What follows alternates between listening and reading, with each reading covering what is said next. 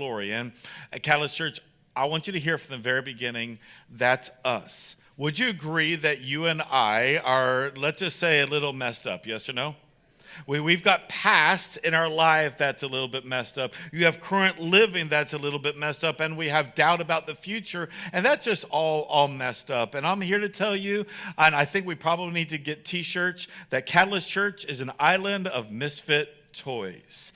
And actually, if you think about it, Christians are people that are messed up, misfit toys. Why? Because we should be different than the world around us. But we'll see it like the Israelite people, that they became just like them. There was no distinction between the Israelite people and the people that were evil in the land. They did evil in their sight. And I'm like, how could God use, or is there any hope?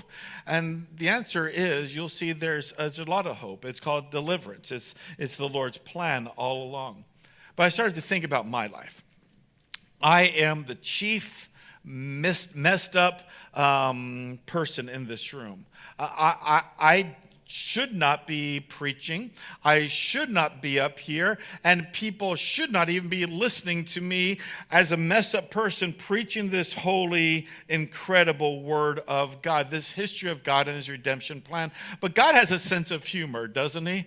He has a sense of humor that he wants to use you and use me. Now, according to the world, I've always been a misfit toy. I've always been an outcast. I've always been different. And that's good and bad, but here's a little bit of my story. And this is not a woe is me. This is like a badge of honor that I have. So I've been a little bit different. My mother died at childbirth.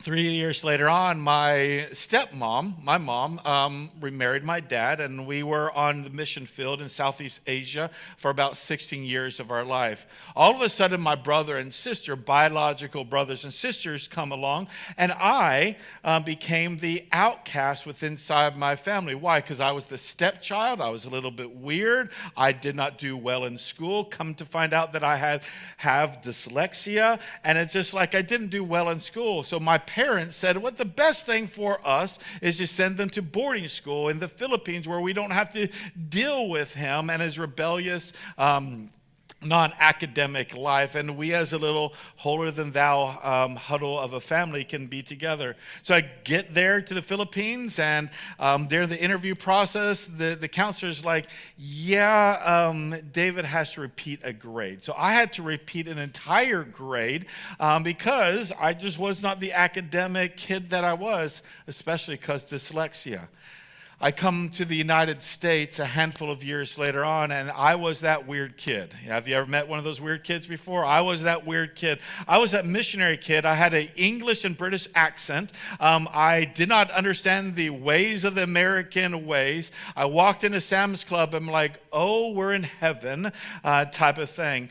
And here I was, my junior year in high school, a misfit. A kid that didn't fit into any group because there was no other group that I could fit in. So I started to play basketball. My best friend was an orange ball and a hoop. I played basketball. In fact, I joined the basketball team, and I think I was pretty good. I really was. But since I wasn't a part of the cool kid group, I did not play very much basketball. Graduated from high school, went to Bible college. And in Bible college, I was again one of these weird kids because this Bible college was a very legalistic, Bible-thumping, conservative, fundamental Bible college. And I'm like, have you read the Bible? You're not like, you don't understand what grace means. So here I am in the middle of this 4-year Bible college, a misfit. Got married. Became a youth pastor, right, at a couple other churches. And with inside ministry even, I did not fit in because I didn't fall into the cookie cutter way that traditional Christians should be. I try to follow Jesus the best way I can.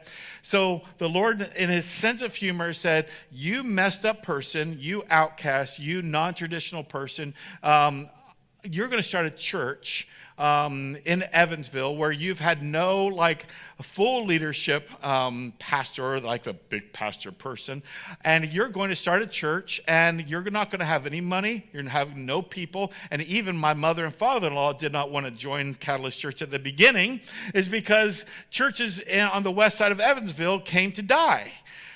But God says, I've got a sense of humor. I'm going to send a dyslexic, weird person to start a church in Evansville with no money, no people. And here we are 15 years later on, as messed up as we possibly can today.